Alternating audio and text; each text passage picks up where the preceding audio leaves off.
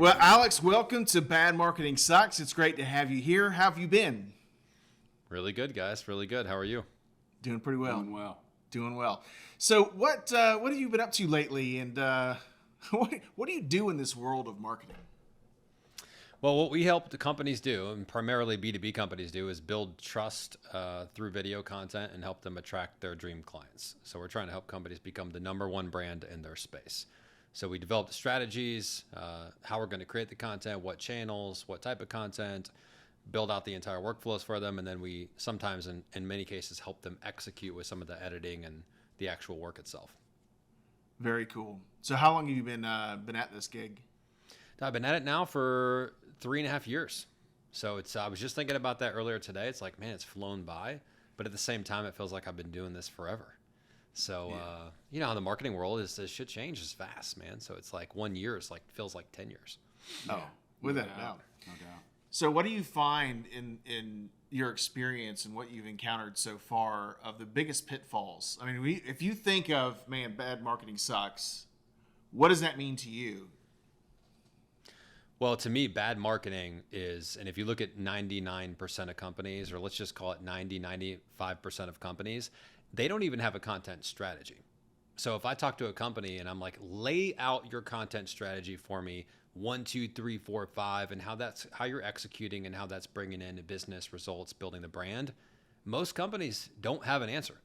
They'll tell you things like, well, we're doing some LinkedIn posting, we've got a couple videos up on the website, but there's no like, hey, every single week we've got a plan and we are executing it and we know exactly what we need to do next and we know exactly what to look for in terms of KPIs, results, how we're going to measure it, that kind of stuff. Most companies don't even have that. But I'll tell you the biggest problem with marketing, especially with the B2B companies, is that they don't understand their customer all that well, right? Mm-hmm. So when I sit down on a discovery call, and I ask the company like, hey, walk me through your customer buyer journey. How do your customers buy? What decision criteria do they use? Do they filter that through? What are some of the common questions that they have? How do they get to you to a meeting in the first place? What are some of the different channels they would come from? What do they look for on your website? What type of content are they researching on places like YouTube and Google and TikTok and, LinkedIn? Mm-hmm. And a lot of people don't understand that. So it's like, how can you put together a content marketing strategy when you don't understand what your customers want in terms of the content or where they're going to even consume it in the first place? So that's probably the biggest miss right there, is a lack of a real content strategy and then a lack of really understanding your core customer. So if you're listening to this right now, a good exercise would be to talk to 3 groups of people. Number 1, talk on discovery calls and your prospects, get some information around, hey, how'd you get here today? Maybe they're filling out a form when they book a call. How'd you first discover us? What made you, book a call with us versus some of the other options, or did you go the other options? Then the second group is you want to talk to recent customers, right, that just signed up. Go back and ask them, hey, what made you sign up with us versus the other options? What type of information or research did you do before signing up with us? What was the driving or aha moment, the factor, whatever it might be, that made you say, I got to work with this company? And then the last group would be go talk to current customers that have been with you for a while. Maybe some are good, maybe some are not so good, and pull that information in as to, hey, why are you guys still with us? What do you really like about working with us? Why is our service unique? What are some things you don't really like or you wish we did differently? You're just going to get a ton of great content ideas from if you go straight to the source. Yeah. Right. And do you find this to stand true even with the largest companies, the bigger companies? I mean, they still don't have a good, system in place? The problem with large companies when it comes to marketing is they're too slow to adapt new things that are happening in the marketplace, as you probably know. Right. They're scared to take a chance, or they're fearful to take a risk or get outside of their comfort zone from what they've been doing the past 10 years. Right. Out of the box. Sure. They're not thinking out of the box. They're not unleashing their creativity because it's got to go through 20 different approvals. And then they're worried about, well, if we say this or someone says something wrong, is that going to create a lawsuit opportunity, or is that going to put us at a risk? Especially and so what happens is, they exactly. just keep doing the same thing over and over and expecting different results, and it doesn't work. The content game has changed. Yeah, no doubt. Yeah. Do you think that when you have these conversations, because that's not easy to go talk to your customers, what kind of reception do you have on that? I mean, because when we think about like marketing, it's always the final output that most people gravitate to, but there's a lot to it prior to hitting send, deploying the assets. So when you're talking to people and you say go talk to your customers, what's their response like? Yeah, I mean, most people are scared to talk to their customers and get good insights for marketing because they're worried that the customer is going to point out something they're doing wrong, or they're worried that they don't want the truth. They're scared of the truth. You can't handle the truth. It's that kind of thing, right? And hey, look, let's be honest here, right? I feel that way sometimes too. You guys probably do too, right? We're humans. Of course. Yeah, it's humans, right? It's almost like, hey, things are going well with the customers. They're repeating every month. Their payments are on time. Let's not ruffle the feathers too much. Let's just keep doing the work. But the reality is that the more you communicate, you'll identify things that, wow, I didn't realize. Like I was talking to a customer the other day. We've become friends, and I was at a barbecue with them, and I mentioned I was talking about the LinkedIn content and what we're helping them with and stuff, and the videos and whatnot. And he said, we just won a customer because of the content. Someone reached out to me in my DMs and said, hey, I've been seeing your content. I'd love to talk with you, and they just booked a decent sized deal from it. And I'm thinking, oh man, I'm so glad I asked. I'm so glad I dove deep on this at the barbecue, even like once we got past all the personal stuff, because I never would have known that. So you can't expect your customers to tell you all this information. And on the flip side, what would you rather have happen? Would you rather go to your customer and learn about the opportunities that you have, or maybe the misses that you have right now, the mistakes maybe that you're making, or would you rather not know about it? And they'll have the conversations without you, and then they'll just cancel services, and they'll be talking to some other company. And then you're trying to figure out what happened. Yeah. You either address it on the front end, and you get great insights, which creates better content for you, and you keep customers longer, you keep them happy, or you don't, and you don't have content, and then you end up losing customers on the back end. Yeah, and I'll tell you a quick story of asking that type of question. What challenges are you facing? We had a client that. We did ask the question, we grew a pair and asked the question. We learned that one of the biggest obstacles of their business was permitting as a commercial contractor. And because of permitting, they were not going in as much as they wanted to in their marketing efforts because it's such a huge thing. But we knew somebody on the city council, so we're getting that resolved. But just by asking that question, we were asking it from hey, we're helping you with your marketing perspective, but they told us what their big obstacle was, and we just happen to know somebody, and it's amazing what just asking that question can uncover, and it's going to unlock tons of opportunity for us, but tons more opportunity for them as well. That's right. Yeah, that's right. Nobody wants to talk about the pink elephant in the room for some reason. I don't know why that is. It's weird, Well, sometimes that's the best thing you can do. It is. It's just easier. It's easier to just keep moving forward and to not look at something that maybe is a little bit broken or off. It's easier just to say, hey, let's just keep going. Let's just not look at it. Let's not address it. Yeah. Keep your head down. Now, your content, I've really been enjoying your content. So you've been at this 3.5 years. How did you get here? Well, actually, I started creating videos on YouTube back in 2015, 16. And it was a short stint. I created maybe 12 videos. I had no strategy. I didn't have a lot of confidence. I was scared to be myself on camera. I made a few YouTube videos. I was in corporate at the time. My work kind of colleagues found out about it and made mention of it at this big meeting. I was like trying to cover my face and there was like this announcement. They were like, Alex is creating YouTube videos. And I'm thinking, oh God. You know what's so weird about that though? My confidence level has risen so much since then. Where now if someone said, hey, Alex is creating YouTube videos, I'd be like, you're damn right I am. And you better subscribe to the channel because they're valuable as shit. And you're going to get a ton of value from it. So yeah, you subscribe right now. So that's the difference. And I'll tell you the thing that changed is that I realized like when I first started creating those videos on YouTube, I ended up quitting a couple months later. Because like I would send them out to potential customers and they were value-based videos. I'm sure they weren't very good. But they were a value-based company trying to help my customers at the time solve their problems and create solutions for them. And I remember getting I'd send them out via email to prospects I was trying to land, to current customers, whatever. And I remember getting a couple of emails back from people being like, hey, please take me off your email list. I'm like, there is no email list, but I will never send these to you again. Okay, so you're good. But I was like, I don't even know what an email list is at this point. I was a B2B sales rep. I was like, I'm just sending you a link and an email. But I got discouraged. I got razzed a little bit at work because of it. And my purpose at that time wasn't big enough. My mission wasn't big enough to where I said, I don't give a shit what anyone thinks about this. I'm doing this. I'm staying focused, and I'm staying the path. And I think later on, 2019, back to your question, is how I kind of ended up here today.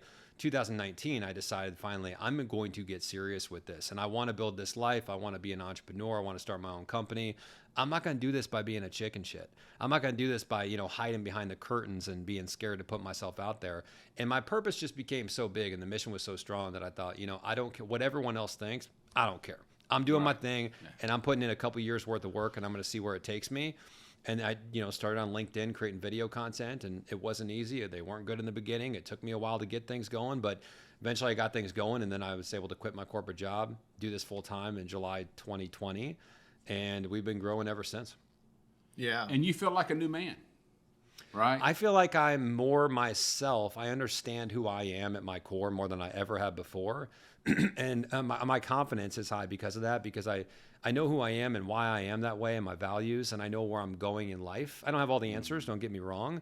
Sure. But I think confidence and self-esteem comes from knowing who you are and going out there and living it, actually putting in the work. And being comfortable with who you are, being okay with who you are as a person. Yeah, I fully And I'll tell you what, that. it's less about you being comfortable with who you are, and it's more you not caring so much about what other people think of you, right? Yeah. It's like in our own space by ourselves in our house, we're cool with being ourselves. But then we get out in public and we start making a video, and all of a sudden now I'm in the park and people are walking by and I'm thinking, oh, I'm like nervous to make this video. I don't want to be myself. I'm like going to be shy. I'm going to fix the tripod, like why is that, right? Like why are we letting outside influences dictate, how we show up every single day? And I think once you can kind of get past that mental hurdle, you really become unstoppable. Right. Yeah, and they're not thinking about us really. Those people passing in the park, they're thinking about, I've got to go get milk. My wife told me I got to pick this up. That's the thing, man. They have nothing to do with your life. And in fact, I would even argue that if they are thinking about you, they're probably thinking something along the lines of, that person's courageous. I wish I could film in public like that. Like they're going for it. They're putting themselves out there, right? Yeah. It's motivating. It's motivating. Right. But what do we think? We just have this story, this narrative that we tell ourselves that, they're probably judging us. They're probably wondering what the hell we're doing, who we are. Like they probably can hear me stutter through my, my video. And it's just not the case. People are living their lives. They're doing their thing. And so you got to do yours. Yeah, absolutely. Brene Brown talks about that. I don't know if you've ever read of any of her stuff. But the stories we tell ourselves, and the stories we tell ourselves are almost never correct. Right. Ever. No doubt. It's that little tape that goes around in your head, and it's bullshit. But I think that it's the same thing when it comes to businesses that need to, it's not even be bold. It's just don't suck. Don't shy away from just taking a stand. And a lot of, in my opinion, good content is just claiming a point of view. And being bold enough to commit to that. Well, what's interesting is a great point is if you look at the top 50 people that are crushing it with their personal brand right now, none of them are vanilla. None of them are bland. None of them have, I'm just operating in the sea of sameness and I'm just like everyone else, right? White noise. They all have a strong opinion, a unique perspective. They have something where they're leveraging their personality, and maybe it's their energy, maybe it's their quirkiness, their humor, whatever it is. They're bringing that to the forefront in their content. Yet when people go and they'll share those people's videos, I'm like, oh, did you see the video about Gary or Grant Cardone or this or that? And then when you're talking to them about building their own content strategy, all the people that they follow do that. And then when companies are building out their own content strategy, they just for some reason don't think it applies. It's like, let's share this corporate article or the Forbes article, or let's post about how our company, hired a new person and we're going to be at this conference next week. Who the hell cares? Nobody gives right? Like no one cares. That's it. Nobody cares, that's what people right? Don't get. I know. Take something right there is bad marketing, is it not? That's bad marketing, man. Take something pull something that's going on in your industry right now, and think about how you think about it maybe a little differently, share your unique thoughts and perspective on it, provide some value for the audience where they can go, wow, that was interesting. You know, I've never heard that before. That's making me think a little bit differently about that. Or, you know what, let's go try that tomorrow. Like, that was a good actionable takeaway, right? That's the kind of stuff that your customers are craving. Yet everyone wants to put out like, ooh, let's not ruffle the feathers. Let's just be very, very safe here. And safe doesn't sell. It doesn't work. It doesn't. No, not at all. And it just becomes that drowning sea. And I've mentioned this before, but Roy Williams is an author. That's a great author. Fooling Broca is in one of his the chapters of his book. And you know, when you just blend in, you look like everything else. Our brains just say, "Yep, I've seen it, been there, done that." Don't need to pay attention to you, and it's just you're gone. Right. You know, Right. there's no distinction whatsoever, and it's really not that hard. We all started there. We all, you know, because companies are not these abstract things. They're made up of humans. Somebody started that company, and somebody had some impetus where they said, this needs to be done differently. But the moment that most people get on that path, then they say, oh, I don't want to, you know, put that out there. That might be too strong. Yeah, right. Got to do it. Right. Yeah, and the key is you got to think about, if you're wondering like if the content you're putting out is going to ruffle feathers and you're worried about it disrupting too much, like you're worried it's too heavy, you got to go back to your values and why you're creating content in the first place. And so if I'm putting something out there and I'm like, man, this is like really bold and disruptive and this could piss some people off or repel some people, that might be a great thing, because I want to repel certain people and I want to attract other people with my marketing. Well, they weren't your customer anyway, were they? Exactly. But if I'm wondering, am I crossing a line? I go back to my values and who I am as a person and my foundation, and I think, is this content going to help people? Is it going to impact people in a positive way? Maybe it'll ruffle some feathers, but will it change people's perspectives? Will it help them move forward? And if the answer is yes, then I'm going to go ahead and do it. Yeah. Yeah. I love the, you put out, was it 2 weeks ago, 3 weeks ago, your CEO? Proven. Well done. I got a good laugh out of that one. Well, even on that post, I got a comment where people are like, hey, man, your target customer is a CEO, and then you're putting out videos about how a CEO is kind of like clueless about marketing and how they're making all these mistakes and their ego's getting the best of them and it's dragging the company down. And I'm thinking, he's like, aren't you worried about, you know, turning off the CEOs? And I'm thinking, no, because the people I'm trying to attract, they see that CEO and they go, I don't want to be that person. Right, exactly. You're just pointing out the pink elephant, you know? Right, exactly. And it's just Why the truth. not? It's Yeah, the it's truth. Yeah. Right. Oh, man. Yeah. So how many of those types of messages do you get when you put out, you know, with you being bold and sharing your point of view? I think the number one reason I've been able to grow my brand on LinkedIn was because I put out edutainment content and I was not scared to fail or make a, you know, stupid video or fall flat on my face. And I did many times, but I learned and I adjusted and I, you know, became a better creator because of it. But in the beginning, of course, I got a lot of comments. Like I'd put out, you know, a humorous video or something that had a good message behind it that I would consider edutainment. And I'd have people comment like, this is blasphemy. This doesn't belong on LinkedIn. And this is a professional platform. And, you know, I think it's changed over the last few years. But in 2019, early 2020, it was kind of a different platform to a certain degree. Yeah. But I think that me being bold, and that was me being bold. That was me being me. It wasn't me trying to be someone else. If you hang around with me, I like to have fun. I'm quirky. I have a sense of humor. I get passionate and fired up about stuff. So I was like done hiding that from the world. I was like, I'm not going to hide this anymore. Like, I'm going to bring this to my content. And as soon as I started doing that, my content started to take off. And so that's why I encourage other people, like, you got to be trying to bring that out. Don't try to put something in that wasn't already in there. That's a mistake, because that's being disingenuous and that's not being authentic. But take the things that already are you and bring them out in your content, because people will feel that and connect with that a lot more. Yeah. Absolutely. 100%. Yes. And you got to be willing to fail. You have to be willing to fall right on your face, like many, many times, and be able to say, I will keep getting back up and learning and getting better no matter what. Right. And I think that really is one thing that causes people to pull back. They're like, oh, it's not going to be great. You got to ship it. Is there anybody who has ever shipped something perfect the first time they've done it? No, Not that I'm aware of. Not even in aside from marketing, just in anything, sports, acting. Like, what do you know, if I was teaching you how to play golf, which I'm not a good golfer, but if I was trying to teach somebody how to play golf for the very first time, What am I going to expect them to be out there and be like Tiger Woods? It's like, no way. It's going to take you There's years. a curve here.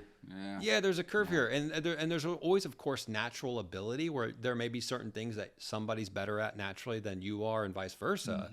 But everyone has that curve where they got to put in the work and the time. And if you look at the elite athletes, like think about the MJs, the Kobe Bryants, the LeBrons, the Michael Phelps, all these people, what you'll notice a very common trend with all of them. And they're all obsessively have really strong work ethics, and they're obsessed with their craft. Yeah. Like they spend more time in the gym. They're the first ones there. They're the last ones to leave. So yeah, maybe they had some talent to begin with, but it was what they did to develop that talent over the course of years. And it's the same thing in marketing. Like everyone has their strong suits and their weak points, their strengths, but what are you doing to develop the skills over a period of time? And most companies, they're not training their people how to create content. They're not developing people around that stuff, right? So there's resources everywhere, but you got to start training start developing yourself. Yeah, and it's so important because if you don't just get started, if you don't put things out there and take a risk, people aren't thinking about you. I saw something the other day. It's like in my 20s, I was worried about what people were thinking. In my 40s, I didn't care what they were thinking. In my 60s, I realized they weren't thinking about me at all. They don't get it. But just getting started, because really effective marketing, you have to build that relationship. So if you're only talking to people transactionally and saying, hey, I want you to buy something from me, you're really in a sea of blandness. But if you take the time to put things out there so they can see your personality, your character, that's what we, largely what we call a brand. Right. But you have to consistently do that so that there's a relationship there. All things considered, we want to do business with people we know. Well, the only way they're going to know you is if you put stuff out there, right? Right. And the reality is nobody logs on to social media to consume ads and to be sold.